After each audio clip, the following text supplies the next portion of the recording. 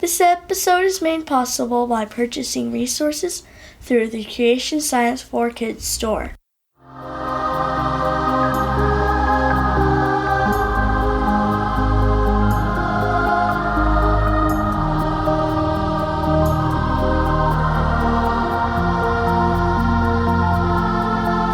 Welcome to the Creation Science For Kids show.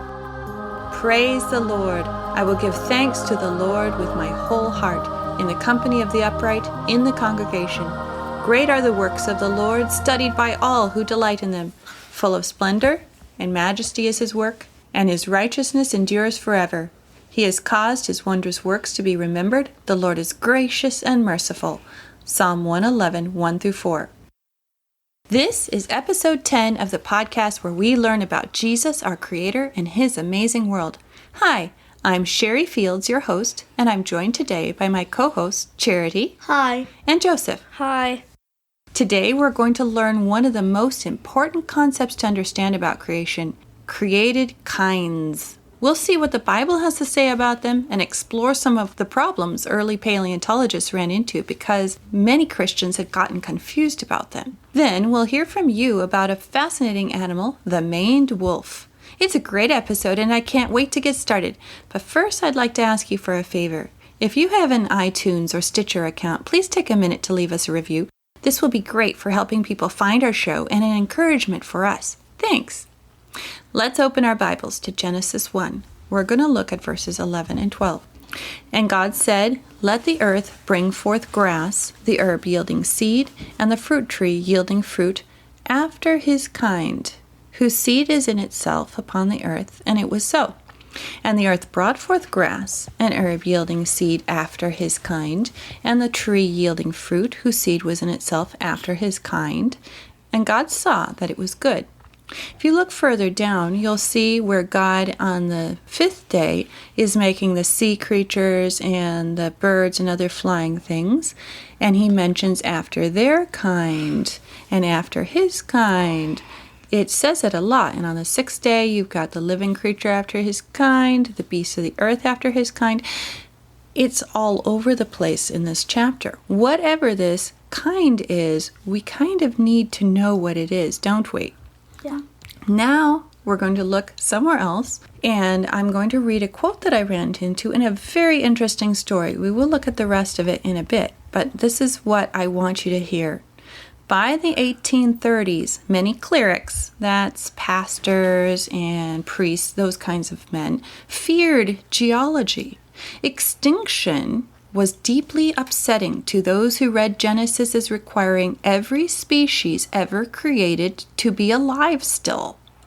By the early 1830s, it seemed clear reptiles once filled land, sea, and sky.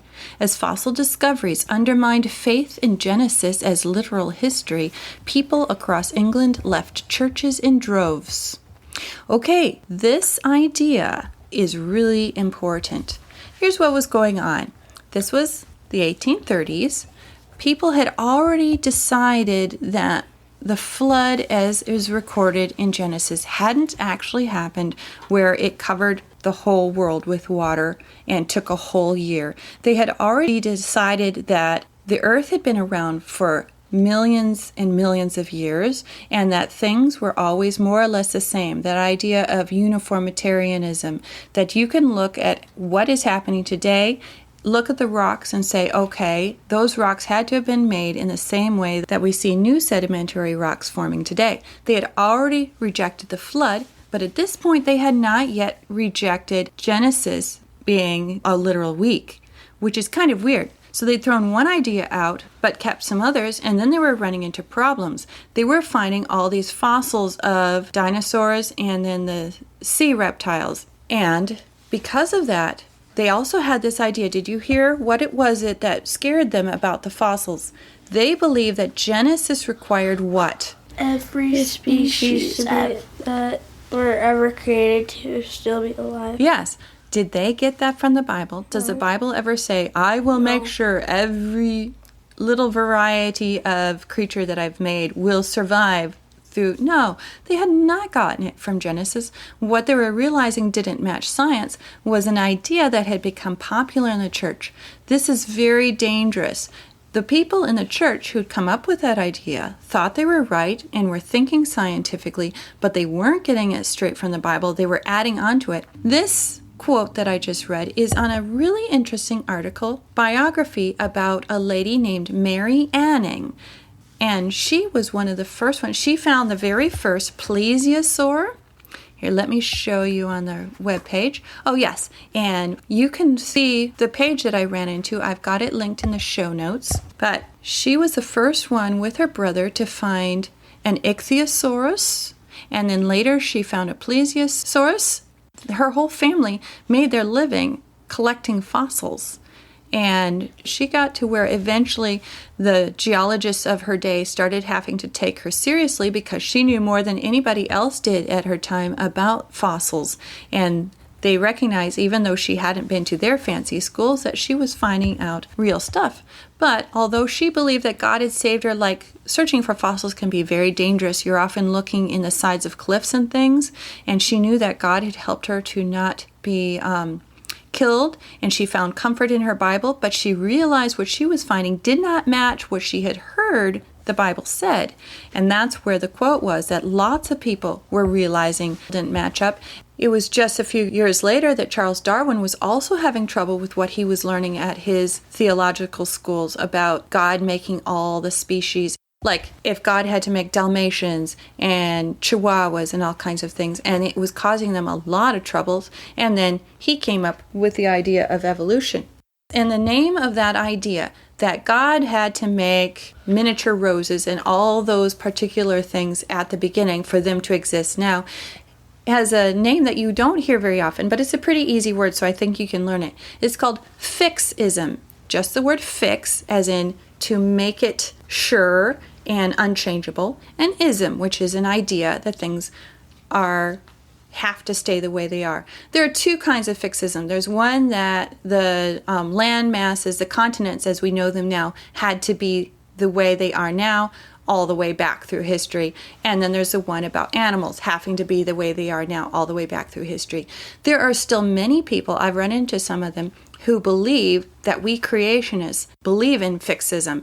They say, you say God had to make all these species. That's clearly untrue, so then your ideas are unscientific.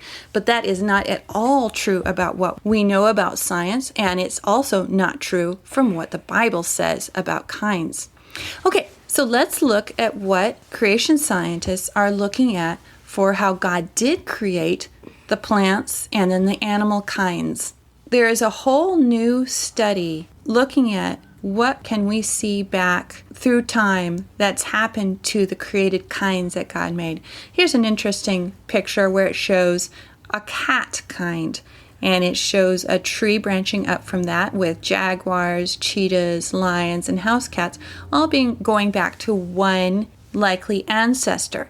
That sounds a little bit like Evolution. Yes, it does sound like evolution. It's very confusing for people because they say, we just believe that things go back to one common ancestor, and you're saying that that's true, but here's the deal. We believe that's true only back to a certain point.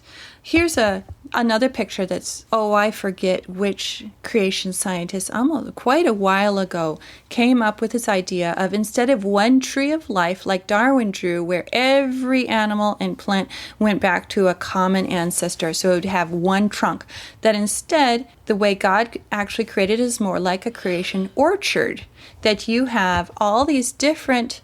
So they're all different trees, but then they have lots of branches, like especially the dogs we know that they have all different varieties. So here's another picture showing the cat family, and it has, they're thinking that there might have been a separate kind for the saber-toothed cats, and then what we know of as the cats today that have survived, and that some of them would have been killed, all those varieties would have been killed by the flood, and we only know them from the fossils, but a few of them survived and then branched out in all different kinds of branches. Of course, the saber-tooths eventually went extinct. We haven't run into any of them in I don't know, a couple thousand years probably. But we've got lots of living cats that all branched off from this original ancestor. So is that anything like what people were leaving the church in the 1830s for? No. And are we going against the Bible by believing that cats have branched into all different kinds? No. God did not say, I'm making a cheetah, and I'm making a tiger, and I'm making a Great Dane dog. And no, God didn't do that, and he didn't need to. And we have to be very careful what we say about the Bible. There are a lot of things missing from the Bible that he gives us ideas and leaves plenty of room for us to study, but we have to be very careful not to say what we think is true is what God says, because it can cause a lot of problems for people. Oh yes, the name that modern creation scientists are giving to the study of the created kinds is baraminology. It comes from the Hebrew word baramin, which is the word that you have here in Genesis 1. The kinds are baramin. So, and then we just added on the Greek ology for the study of. So it shows that it's something different because the secular science isn't going to study how far back you can take animals and then they stop and there is no common ancestor. Now let's look at some examples of baramins. I was given a book by Todd Elder where he's trying to study out and classify what we know so far, because this is a subject that we don't get any help from most scientists. Only creation scientists are interested in finding these different baramin families. So he was trying to categorize what we know, so then it's easy to see what kinds of things that we need to study. What's cool is Todd Elder especially seems to like plants because he's got a whole bunch. So I'm going to share just a sample of groups so you get an idea of what we're thinking of for kinds. So here we have cone-bearing plants. These are things like pine trees. Yeah, so there are 1, 2, 3, 4, 5, 6 that he is divided up. So you have the cycad kind. That's one where we first found it in fossils and then realized that they were living fossils. It's kind of nice. They've got some survivors. Then there's the pine kind, which could have a possible 4 subkinds. It's one of the things that's very hard to figure out. Of course, with trees, we don't have to worry about did Noah take 2 of each kind of pine tree and each kind of fir tree on board. God was in charge of making sure the plants survived. Then there's the cypress, the true cypress, and then there's the red cedar juniper, and there's a bald cypress kind, which includes the sequoias and redwoods. There's the yew trees, Y-E-W, and the ephedra kind. I wonder what ephedra looks like. Maybe I'll find a picture to put in the show notes.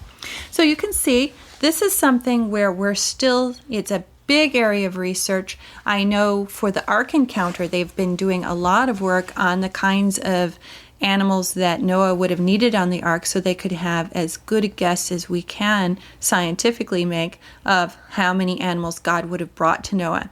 So this is an important area of research. It's got lots of room for lots of scientists to study, and it's a very important idea for us to understand as a church.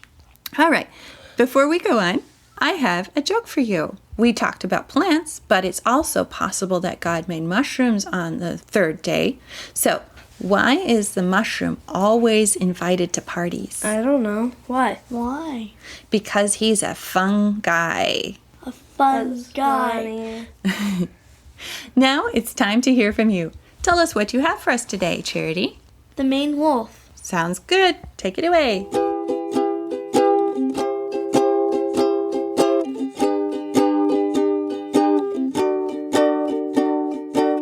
The maned wolf lives in South America and in southeastern Brazil. It looks a little like a red fox. Maned wolf pups have black fur all over their body, but when they become adults, they get a white-tipped tail and a white bib underneath their necks, and red fur all over their bodies, leaving a black mane. That is the reason why they are called a maned wolf. Maned wolves are in danger of extinction, but some people are trying to help them. In Brazil, the cry of a maned wolf is believed to portend changes in weather. The maned wolf does not use its claws for digging, but instead uses its teeth. The maned wolf loves to eat bananas, guavas, and sugar cane. They are carnivores. They are also mammals. They are canine. Their height is 1 meter. Their weight is 20 to 25 kilograms.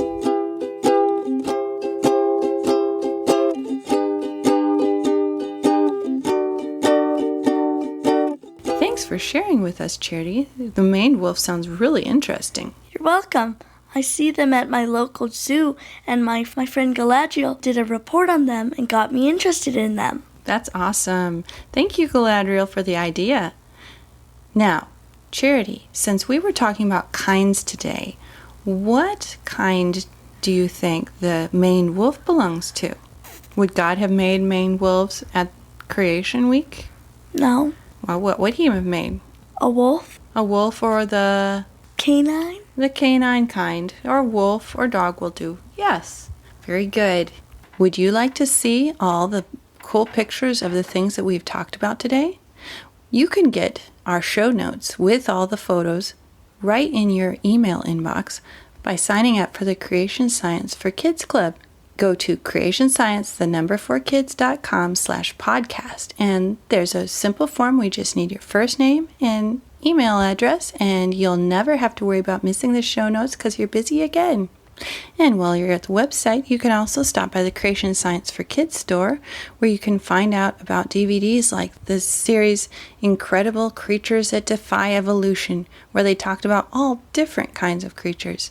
That would help support this podcast and the website, and it's a big encouragement to us. Some people have already bought things through my affiliate link, and I really appreciate it. Thanks so much. Do you enjoy science? Got a subject you want to learn about? Or maybe you like telling stories? If you send me a report, story, joke, or interesting idea, I might use it in a future show, like Galadriel's. Head over to creationscience4kids.com/podcast to contact me. Well, this finishes up our show for today. Until next time, have fun treasuring our amazing universe and Creator. Thou art worthy, O Lord, to receive glory and honor and power, for thou hast created all things, and for thy pleasure they are and were created. Revelation 4:11.